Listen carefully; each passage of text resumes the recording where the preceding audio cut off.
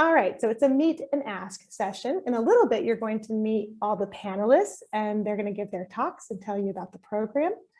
We're not quite there yet though, but I wanted to also tell you for the ask portion of the event, at the bottom of your screen, you can see the Q&A chat, and you are welcome to post any questions you may have there in the chat.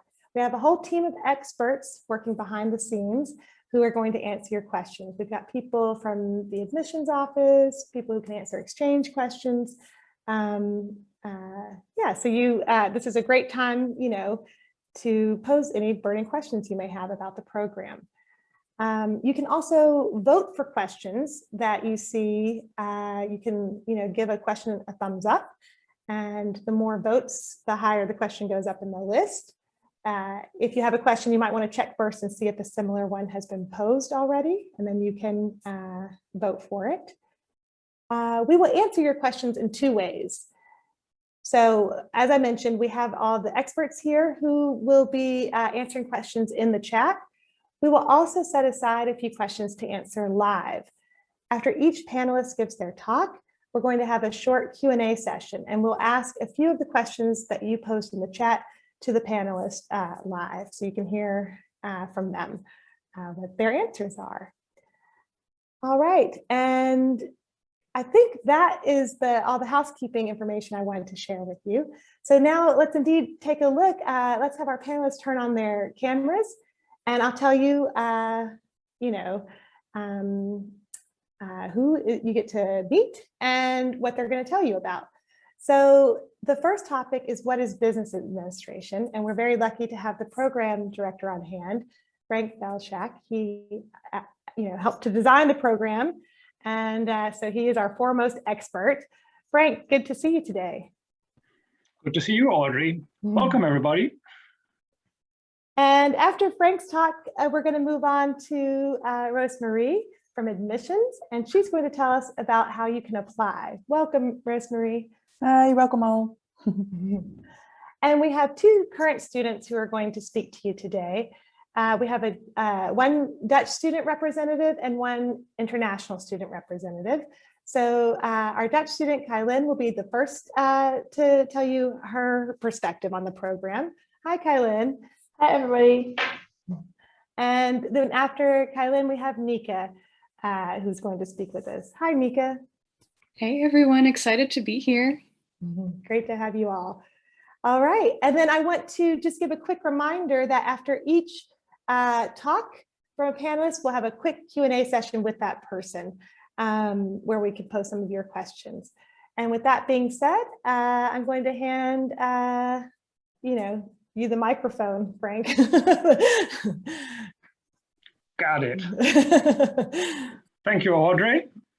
So, yeah, I'm also excited to see you all here. Well, see is relative because all I can see is black tiles. But I can see that there's more than 300 participants. That's great that there are so many people who are interested in this program. So I guess the best place to start is by clarifying a little bit what is business administration. Well, business administration is basically, in a nutshell, managing an organization, how to manage it in all aspects. So, and I explicitly said now organization instead of a firm or an enterprise, because it can be any kind of organization. So you need people from business administration for organizations like a small firm, but also medium-sized firm, big multinational, doesn't matter. So all kind of for-profit firms, but also non-profit firms like Greenpeace. They are interested in business administration people because it's a professional organization that needs to be managed. So you have people, you have money, you have customers, all of those things needs to be managed. And this is part of business administration. The same goes for governmental organizations. So they all are hiring people from business administration. And like I said, it covers all kinds of aspects of a business, which means getting money in, then doing something with the money. So what should you do with money? How should you invest it? If you have different choices, which is the best choice? Getting people on board. So HR, human resources, so people management, motivating them, retaining them, paying them, you all have customers, whether it's a company or whether it's a governmental organization, and they have citizens as customers, but they all have customers you want to reach and you want to make satisfied customers. So in this sense, you always need people from business administration. And you can see here in the background, Google as a company, to give some more concrete questions what business administration is about. Google, you probably all know from your web browser. Big chance if you open up your laptop or your PC that you have Google Chrome as a web browser. Well, but you know there is also some other competitors like Microsoft Internet Explorer or Microsoft Edge, or you have Mozilla, Firefox. So one question would then be, for instance, in terms of strategy, how you can compete with those other people. How can you get customers, people, users choose your web browser? And is it profitable anyways because it's offered for free? Should that be the case, or should you offer it for a price? What do your competitors do? And how can you earn your money? And what you earn, is it worthwhile the efforts and the costs that you invest into further developing Google and Chrome and putting it in there? Well, you all probably also know YouTube. You're watching YouTube videos. YouTube is also part of Google. And YouTube sells a lot of advertisements. So you want these advertisements to reach the right people. And you want companies that want to advertise be able to say, what are your target groups? What people do you reach? And you need to analyze your users. So for that, you need highly educated programming and AI, so artificial intelligence people. So those are highly sought after by everybody. How do you get them on board? How do you find them? How can you hire them? How can you convince them to work for Google rather than, for instance, for Microsoft or for Tesla or for any other firm, because they are all looking for those people at the moment. So these are all questions referring to business administration. Or another one would be, for instance, how to get your money. Shall I go to the stock market? Shall I hand out shares, or shall I borrow money? Where shall I borrow it? Private investment firms, banks. So that's all part of business administration. So hopefully now you have kind of an intuitive idea of what business administration is about and how diverse it is. And now we can dive a little bit into the program with the next slide. Well, business administration, as you've seen, covers a lot of different aspects. So there is something like finance, there is marketing, there is people management, there is strategy. So you see a whole bunch of very different things. And that implies also that in order to be able to answer all of those questions or to address all of these problems for all of those different areas, you need several tools, which means it's multidisciplinary. So you're not borrowing only one discipline, like you're studying math. What you do is math. So that's it. But if you're doing business administration, you're doing a lot of different things. So for instance, you're doing math, you're doing economics, you're doing psychology, you're doing sociology, you're doing decision science. So a lot of different business analytics, data science. So a lot of different things, disciplines come together in business administration. So basically, we're quite pragmatic. We borrow from different disciplines and take the aspects that we need to answer business-related questions. And that makes it a very diverse, nice, interesting educational program. And we feel that we can kind of reflect this multidisciplinary character in the 4 pillars, as we call them, which are methods, people, economy, and organization. So economy refers to, of course, economics. So like, for instance, what should be the right price for a product? This is a question of offering something, so supply and demand, where they meet, that's the price. We are referring to people, like social sciences, for instance.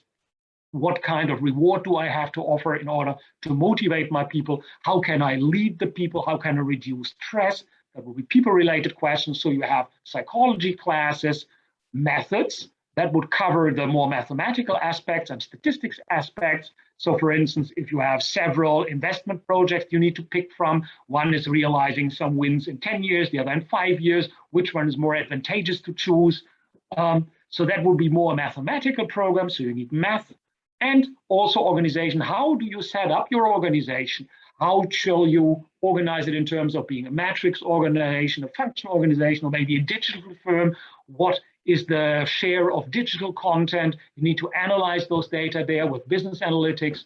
So these are the foundational time, let's say, in year one, where you learn different disciplines to the extent that they are relevant for business administration. So obviously, we don't learn the whole of psychology, but only the relevant aspects for managing your business. Well, that being said, year two, we move further.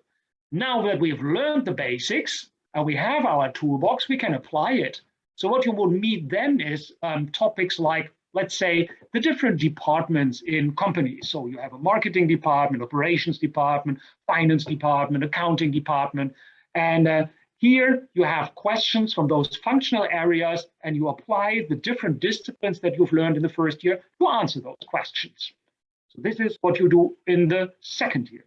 But that's only the first half of the second year, because beware, in the second half of the second year, it gets even more complex.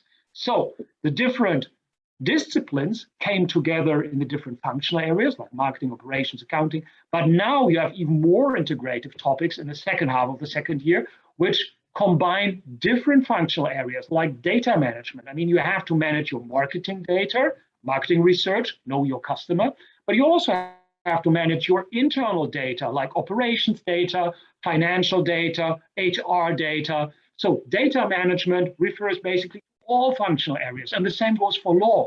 Legal aspects always play a role, be it strategy, marketing, finance, operations, HR, you always have relevant legal aspects. So the more integrative topics come later.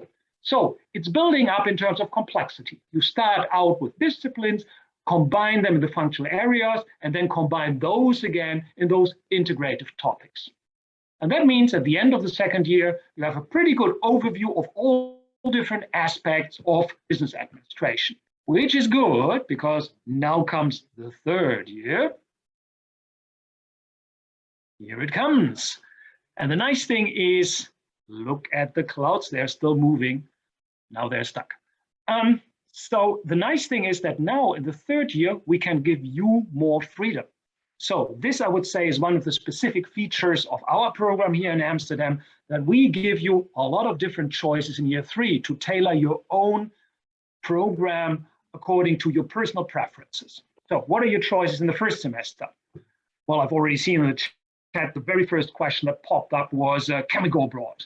Yes, you can. Because in the first semester, semester means first half year, you have the option to choose between three different things, either internationalization, studying abroad. So we're big universities, which means we have partner universities in we have more than 100 partner universities worldwide. So basically almost any country in the world, we have a partner university in. No matter whether you want to go to London or New York or whatever, in Brazil or in Japan, we always have partner universities where you can go to for half a year. So you pay our tuition fees here in the Netherlands, and then you can go there and study there for half a year, really emerge into the culture and live there and experience how it's like to be there like a native for 6 months. Another option would be an alternative. Maybe you have always dreamt about studying philosophy, but yeah, job opportunities are not that great. So actually you decided to go for business administration. But your passion is really, or one of your interests is really philosophy. Well, why not go for a minor in philosophy? What is a minor? A minor is kind of a mini program, half a year. You have 5 different courses in this area, which kind of give you a management summary of a bachelor in this area. And almost any bachelor program at the University of Amsterdam does offer also a minor. So you have one in Chinese history, you have one in informatics and programming, you have one in mathematics, you have one in philosophy, you have one in art history, one in American literature, whatever you want, you name it, we have it most likely. So if you want to broaden your scope and look a little bit further than just business administration, and maybe get something like the more academic education and see further than just your own thing, then go for a minor. And the last opportunities, who doesn't know that prototypical case? You're done, you're applying for a job, you think like, yes, I'm there, I've been there with very good grades, and then you get to hear like, yeah, you know, you come from university, what good are you now? You have no clue how it works in practice. So please first get some practical experience and then come back.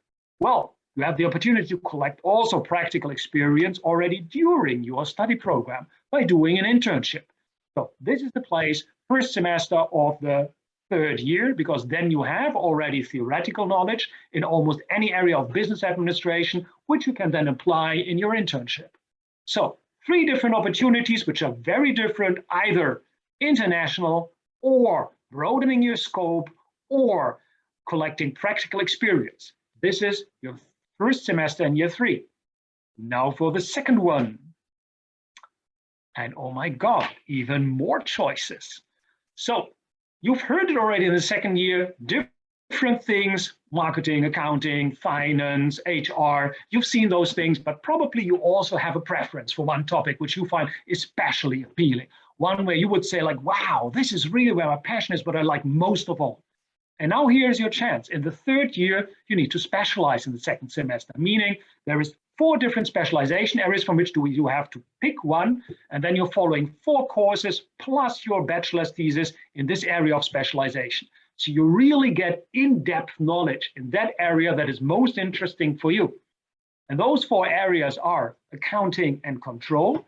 So accounting and control, what is it? It's bookkeeping and budgeting. So basically keeping track of costs and benefits, what you earn, what you spend, to avoid that you end up in a situation where you spend more than you have because you have no idea how expensive your product should be, because you don't know what your costs are. Also, depending on the size of your company, you have certain obligations to publish certain kind of information, like a balance sheet and stuff, and a benefits, profits, computations and stuff like that.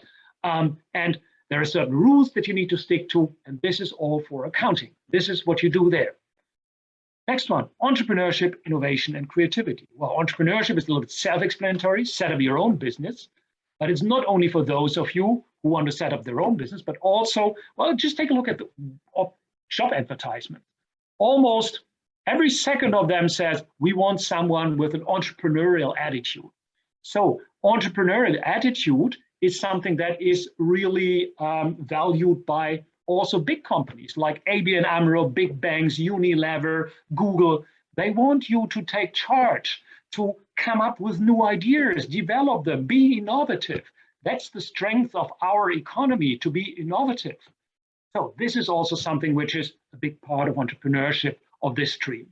And we also include the creative industries, which includes stuff like filming and theater, but also movie industry and especially gaming industry, which is bigger than all of the other industries together. So these parts are all covered by entrepreneurship, innovation, and creativity. Then we have finance.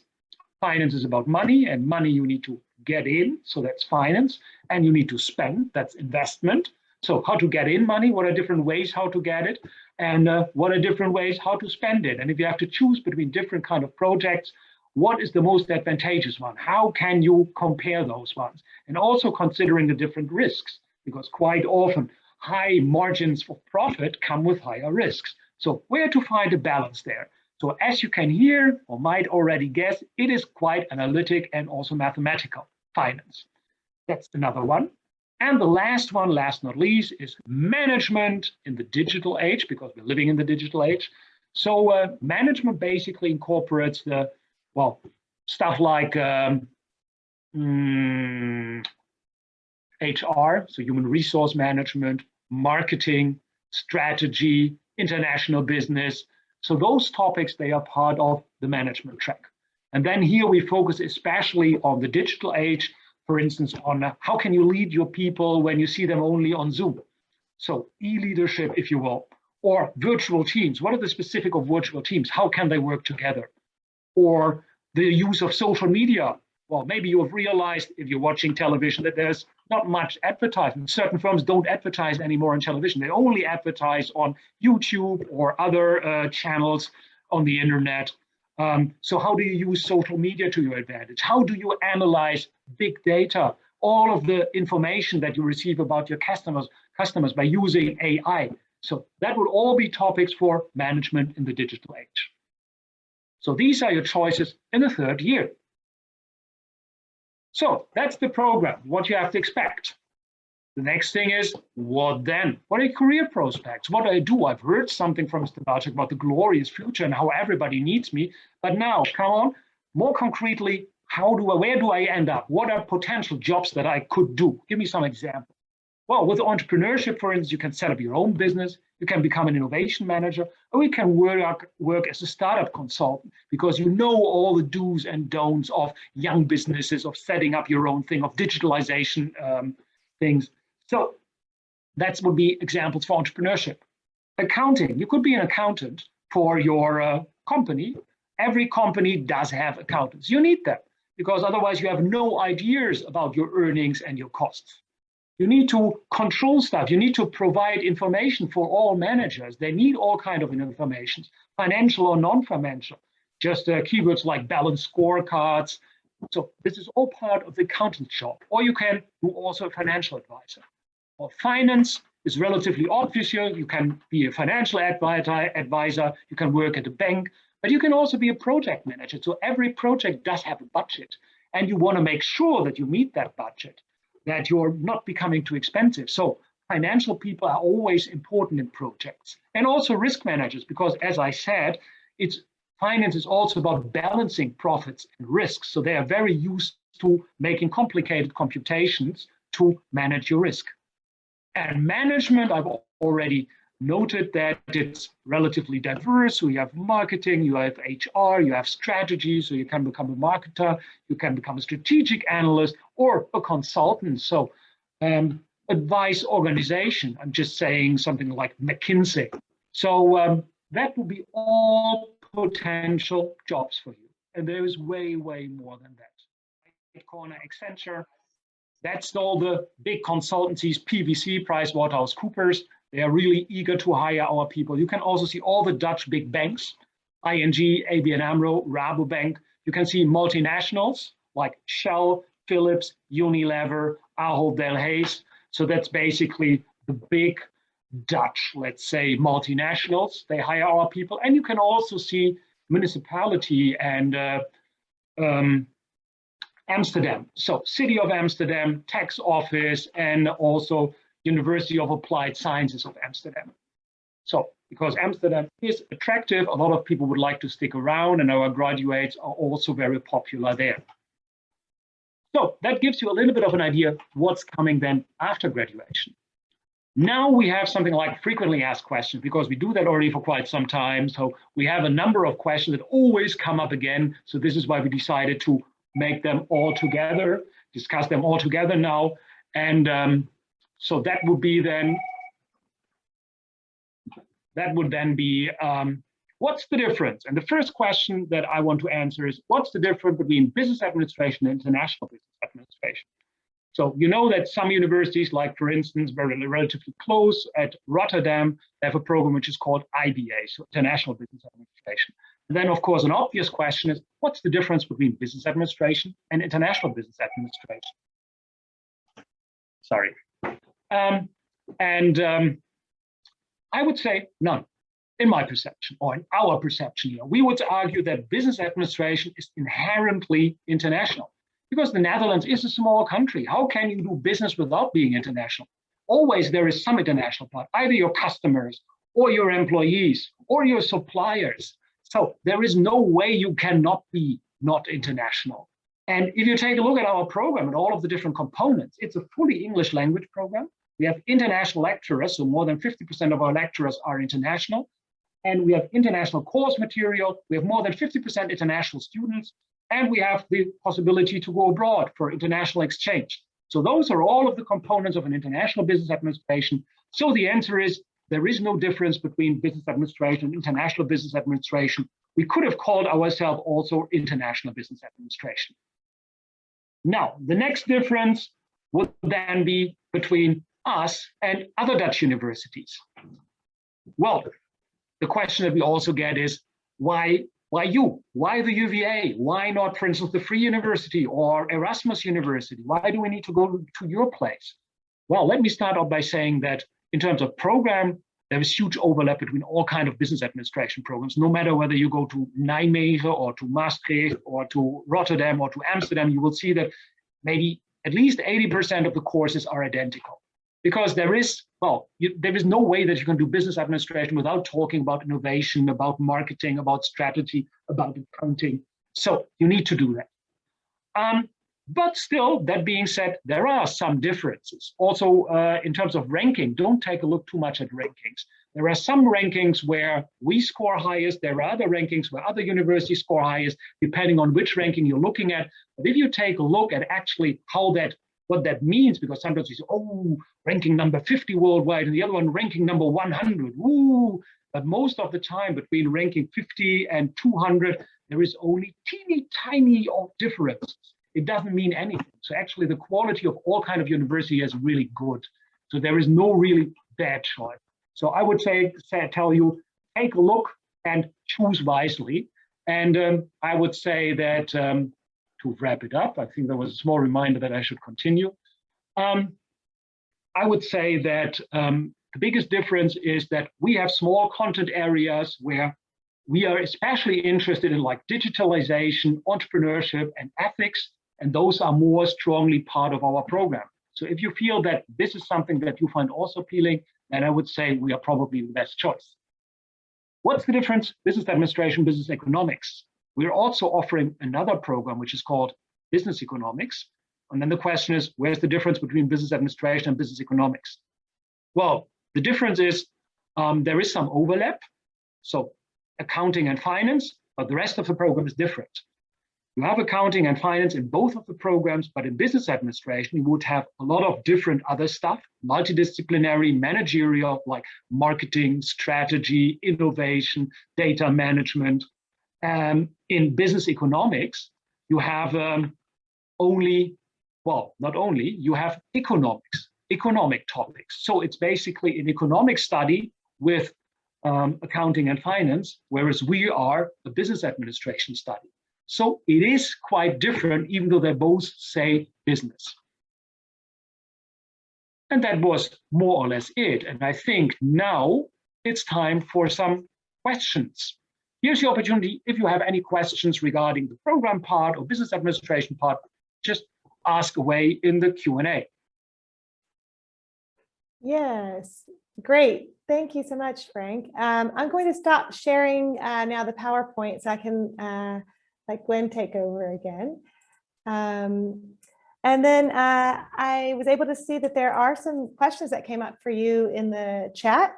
And I wanted to, share some of the highlights with you. One student was asking about, compared to high school, what's the level of independent thinking and independent work required at business administration at the UvA? For example, are there projects and things?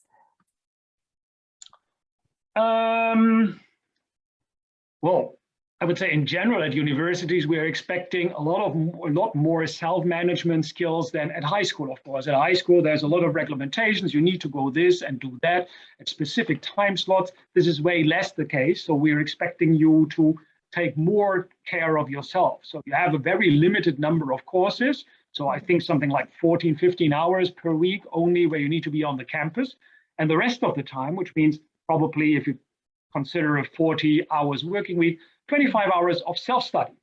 And that self-study sometimes is for an exam in a couple of weeks, but sometimes it's also in projects. So we have a good mix of traditional courses, as you would know it from high school, where you discuss with the teacher and learn something, and then at the end there is an exam. But we also have projects which come back every semester in which together with other teammates, so in a team of students, you have a questions you need to answer. And then you need to go to, for instance, managers and interview them and ask them questions about the challenges of their job and try to give them some advice for a problem that they are offering, or invent a new product and make a business plan for that product. So very diverse things. But that means that there is also space for independent work, because at the end of the day, once you're done with the universities, the expectation at the job market would be that you're an independent academic worker. So we have to educate you toward that goal. Okay. Yeah, so it sounds like there is a lot of room for independent thinking, which is great. And the next question, you already alluded to it, but what is the workload, the average workload, for a typical week in the study? Well, this is probably a good question later on. Keep that in mind for the students.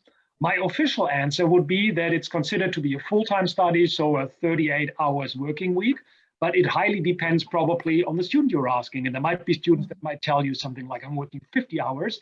And there are probably also students who might tell you, I'm working only honestly 20, 25 hours. So it really depends, but we would expect you to work somewhere between 30 and 40 hours a week. Sounds good. Yeah, full-time study. Makes sense. A lot of people voted for this question. Is math one of the most important subjects of this bachelor? Oh, totally. No. Well, that's indeed a popular question. And the answer is, there is no way that you can do business administration without maths, but it's very limited. So there are some topics like, well, I think I said it already, like finance or also operations management, which are by nature mathematical problems. So for that, you need math, but you need limited amount of math. It's not going further than what you did at the school. So you see there is no specific math classes. We do offer 2 statistics courses, but no additional math courses. So the amount of math that you will meet in your study is limited. Okay, and it's very much like practical in the sense that it's like math that you need, not math for the sake of math. Yeah, anyways, it's very applied. So we don't have separate math classes. The math that you need, you will learn it in the content courses. So in finance, they will teach you the math that you need to answer financial questions. In operations, you will learn the math that you need to answer operations questions. Okay, well, that answers the question very clearly for me. I hope for the students too. And then let's see, I think the next major topic that came up in the questions was about the 3rd year in particular. A few students were wondering about the internship, if they could do that abroad. In addition to studying abroad, can you do an internship abroad? Well, it's not an easy answer. The answer is maybe, because it depends. If you plan it wisely, you can do it, but it requires some planning. Because the thing is that you need to follow some courses, and those courses, you can do it in different ways. If you plan ahead, you can already outsource them and do them a little bit in advance in the 2nd year, or you can do them also partially in the 2nd half of the 3rd year. But if you don't do it, then you're stuck. Then you need to attend courses while you're doing your internship, which is not really a great thing. But if you plan ahead and do those things from beforehand, or have it planned that you can do them afterwards, then you're free to do so. So it is a possibility, but it requires some preparation. Sounds good. Okay. And the other part of the 3rd year, in the 2nd semester, a student asked, is there a maximum number of students allowed to do each specialization, or can students always choose the specialization their first choice? This is an easy answer. No. There is no maximum number of students, so we are offering those specializations and you are free to pick, and there is no such thing like, oh, I'm sorry, it's full. If you want to study a certain specialization, we make sure that there is enough teaching staff to teach the courses. Okay. Well, those were all the questions that I gathered before I switched to presenting. So hopefully we covered the main ones, and I know you'll be available in the chat to also answer some questions. Thank you very much, Professor Belschak. And my pleasure. We'll move on now, I think, to our next segment, which is admissions and selection. Rosemarie, I will let you give us the full lowdown on how to apply. Thank you, Audrey. Yeah, now we are at the admission and selection part. I already saw a couple questions in the chat about does the program has a numerous fixes? And the answer is yes, this program has a numerous fixes. This means that we have a maximum of 750 students that can enroll in the program. And for that, you have to take a selection test. And this sounds maybe a little bit scary, but just make sure you follow all the steps to apply.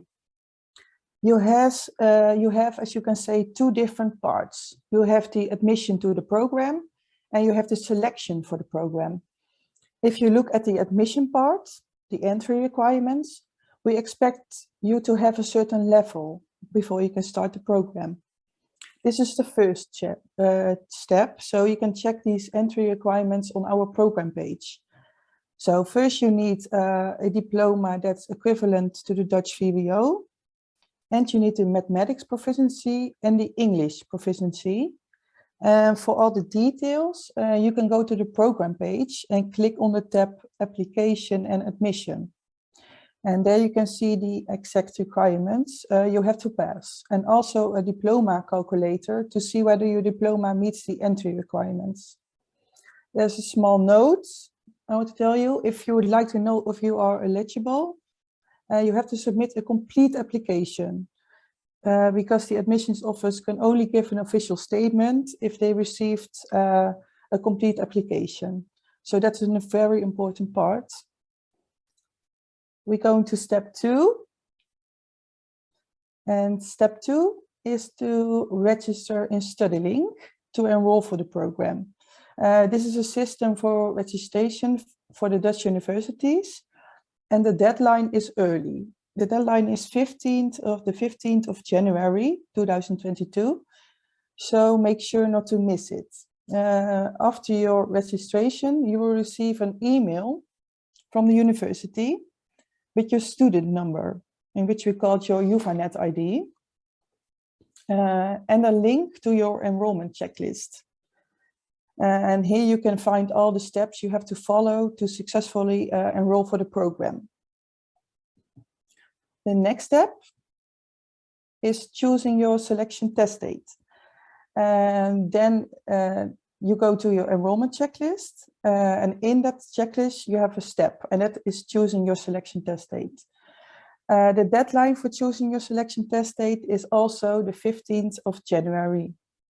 And you can choose for 2 different dates, Saturday 19th of February and Saturday the 5th of March. The test will be held online, and on both test days the test will start at 2 p.m. CET, so Dutch time. And now a little bit more info about the selection test. What I can say now is it's an online test and it's 2.5 hours long. The test is multiple choice and it's about 3 subjects, namely mathematics, economics, and strategy and organization. And you are going to prepare for the test by an online preparation module. And here you can read articles, watch videos, make some practice questions, and you will get access to this module 1 week prior to the test. And you will receive all the specific details about the test and how to prepare in February. Now then, if you have participated in the selection test, you will get a ranking number. And that ranking number decides if you will get a place in the program. You will receive your ranking number the 15th of April 2022. So all students are ranked based on the score of the selection test.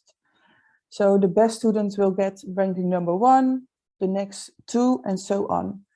So if you have ranking number 1 till 750, you will get a place in the program straight away.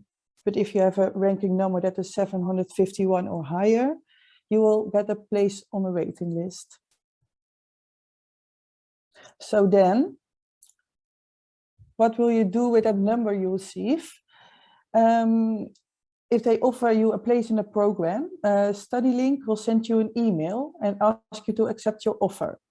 And you have 14 days, 2 weeks to do so. If you don't want to accept your place or forget to accept your place, that place will be offered to the next person on the waiting list. The waiting list shortens quite quickly because there are a lot of students who are enrolled for different programs and decide to study somewhere else, for example. So this means that in that case, people on the waiting list will get an offer to study as well. And offers are sent until the 1st of August. So that's a deadline for giving a place, offering a place in the program. So that was quite a lot, I think. If you want, you can read the whole application process and the selection procedure on our website. The most important thing is to remember the dates that are on the screen right now. So on the 15th of January, it's a deadline to apply and also to choose a selection test date in your enrollment checklist. And then in February or March, you will take the selection test.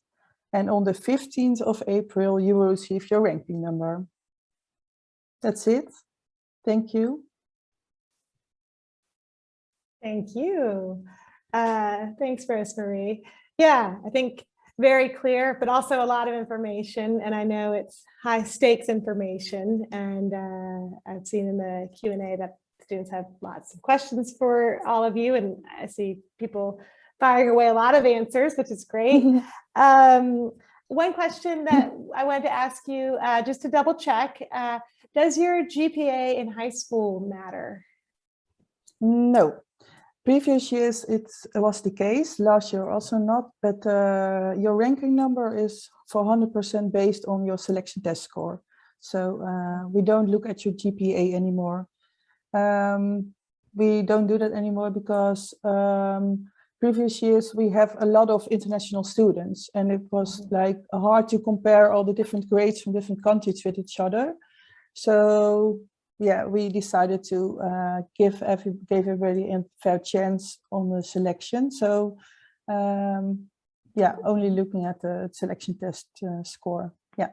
Okay, it's easier to compare apples to apples than yeah. apples to oranges. Makes sense. And also, I know a question that came up a lot yesterday. Maybe you could say a little bit about the numbers, how many people apply, you know, what percentage can, you know, count on getting their spot, you know, how many students are enrolled this year? Yeah, it's hard to say an exact number, but if you only look at people who are registered in Studielink, it's like 2,500 or something.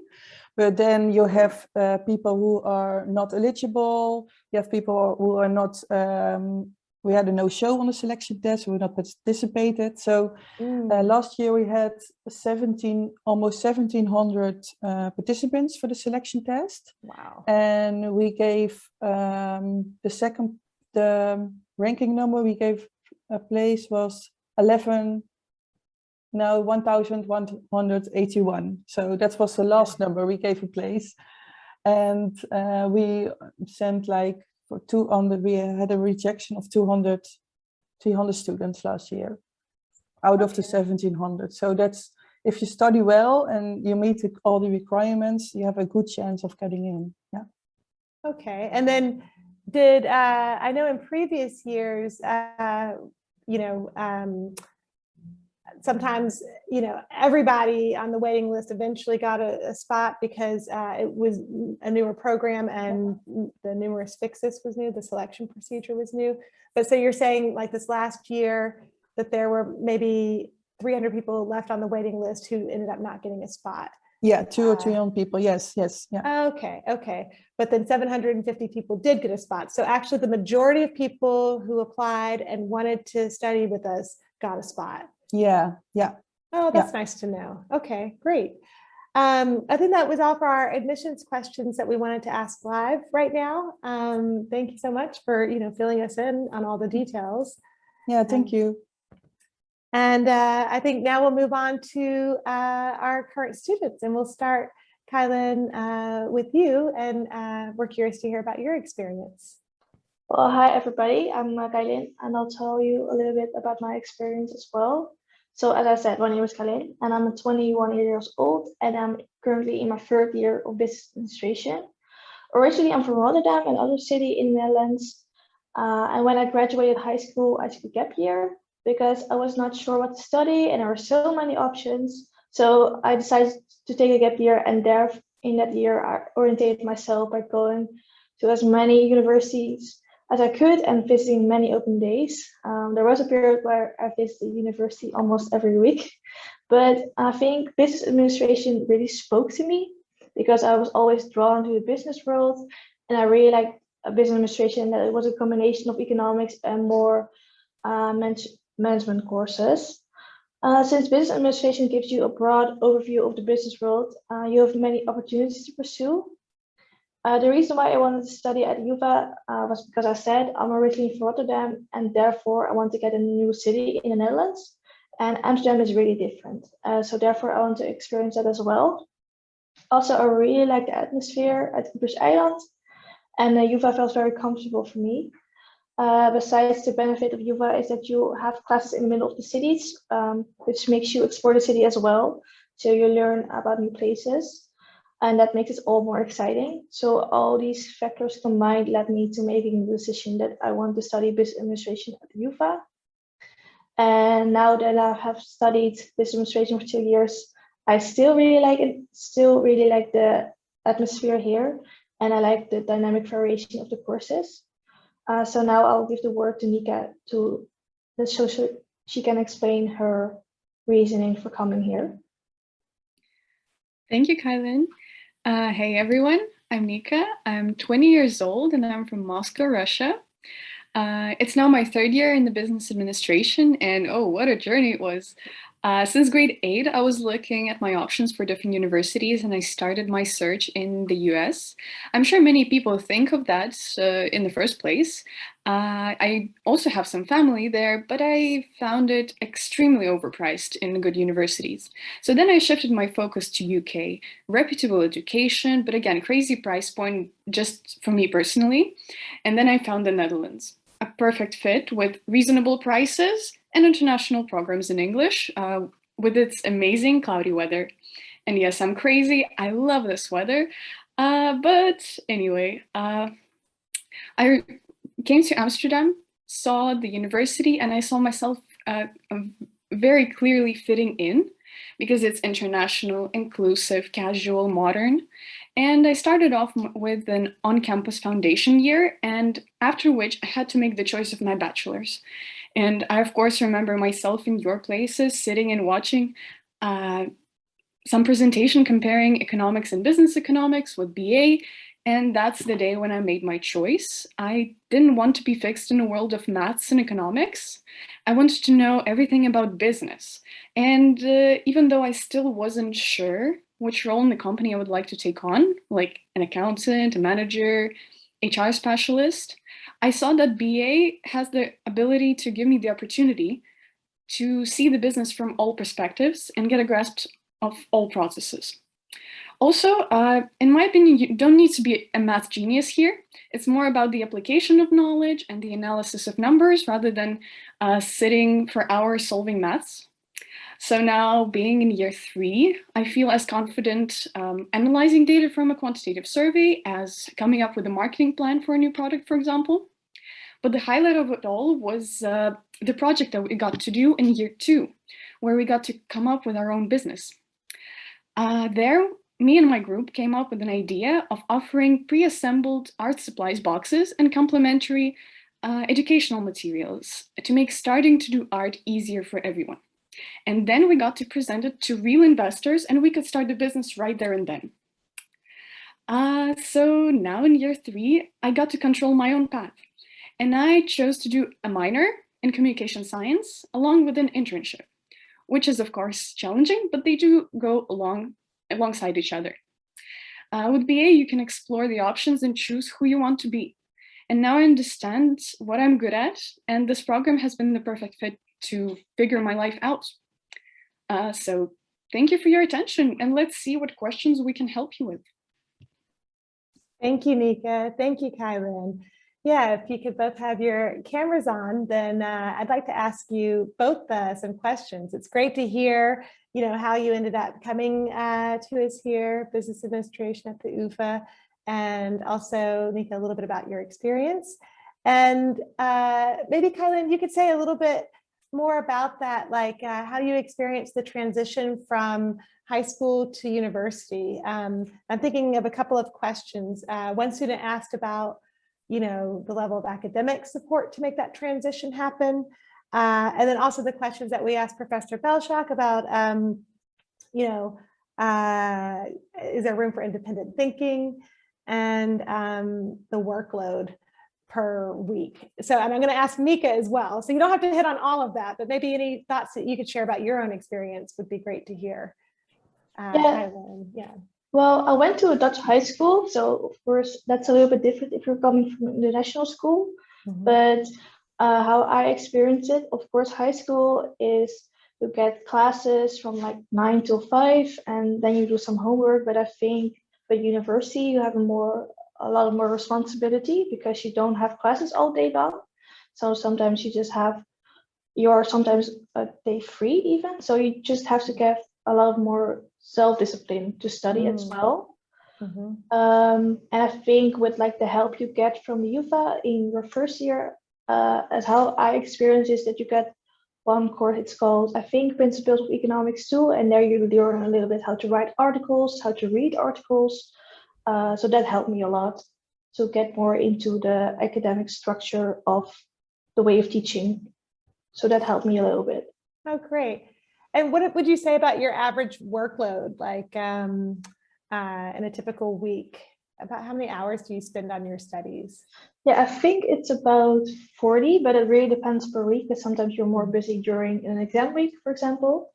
But you get a lot of time for yourself to schedule. So I work one day in a week next to my studies, and so you have to plan a little bit. But for me, it was doable. Okay, thank you. Yeah, that sounds great. And Nika, what about for you, for your high school to university transition? How did that go? You did all that research to find the perfect program, and then when you got here, how was it?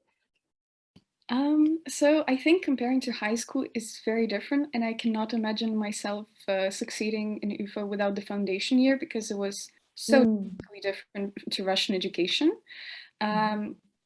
But I do know people who managed to do that though. So for me, comparing to high school, it's again very different. As Kylene said, there's no 9 to 5. You have to really take your own time and know how much time you need for tasks. You need to organize yourself to read, to do notes, and figure out your own way of studying that you never figured out at school. For me, a foundation year was really important because it taught me more lexicon in English, business, and math terminology that I didn't know because my school was in Russian and I never took these courses in English. So it was a big transition, of course. And yeah, about the workload, once again, you schedule it yourself, but I do agree that it varies a lot, but still would average out on 30 to 40. There are some weeks, like the exam week, where you might study less, or you might study more, depending on how you studied before that, I guess. Yeah, and with the support, I do agree that the Principles 2 was a really nice course, but also I know that for people who struggle finding their style of studying, for example, there are courses that help you figure this out, like exactly the style of studying. So yeah. Yeah, that makes sense. And that's something that as a study advisor, we can help students identify the resources that are offered by the university to help with that transition. So yeah, and obviously it went well for both of you because here you are. And then to maybe wrap up, I'd be curious to hear a little bit about either how you're choosing to wrap up your program, which specialization you chose. Nika, I think you talked a little bit about did you mention that already? The internship and the minor, that you're doing both? Yeah. Yes, I'm doing an internship and a minor. Internship is full-time, but yet I have time to be here, so it's great. And after that, I'm choosing management in a digital age. Okay. And do you have thoughts on your next step after your bachelor's? I'm thinking to work 1 or 2 years to get more experience in my resume. And after that, when I exactly know where I want to specialize, I'll take a master's in it. Okay, sounds great. And what about for you, Kylene? What are you choosing for your 3rd year, and what's next on the horizon for you? Yeah, I'm now in my 3rd year, so I'm doing a minor called Sustainability and Economics. So I learn about the aspects of that, which is really interesting. And then next semester I will finish up my bachelor, hopefully. And then I'm planning to do a master, but I don't know exactly which one. So I'll go to the open days again Well, it worked very well for you the first time. So Yeah. Use that approach again. All right. Well, thank you both so much. And then I think that's, that's it for our student portion. So now I'm going to talk about the next steps that students can take. So here, you have the next steps. Explore our website is one of the steps. And what we mean by that is, there's a ton of information on there. There's lots of videos. You can see Kai-Lin in her movie star role. I'm not sure, maybe Nika did some videos as well. And you can learn about different aspects of the program. You can chat with students online or through our Instagram account. And, maybe the goal could be to really figure out, what makes our program unique, and be sure to compare it to other programs that you're interested in, because ultimately, we can't answer that question for you. What's the difference or which one's best for you? That's the legwork that you need to do. And I know that Kai-Lin, she felt like it really paid off, and that's exactly what you're all doing. You're here today, so keep up the good work and really use that website that's full of good information. Then there's two other opportunities one other opportunity I'm thinking of in particular, the online experience day. You can register for that starting October 22nd, and then that is an online lecture and work group. And after that, the other opportunity is to apply. Make sure you do that by the 15th of January. And then I'll take you to our final slide. And I wanted to say, that we very much appreciate all of you joining us today. We are going to stop with presenting in a moment. We're all going to still be here in the chat to answer the questions that we haven't gotten to yet. And if you have any more questions, feel free to put them in the Q&A chat now. And again, we're going to post this recording probably next week on the website. And I think that's it. I hope you got the information that you came for, and that you have a better idea of whether or not this program is a good fit for you. All right, take care, everybody. Have a good day. Bye-bye.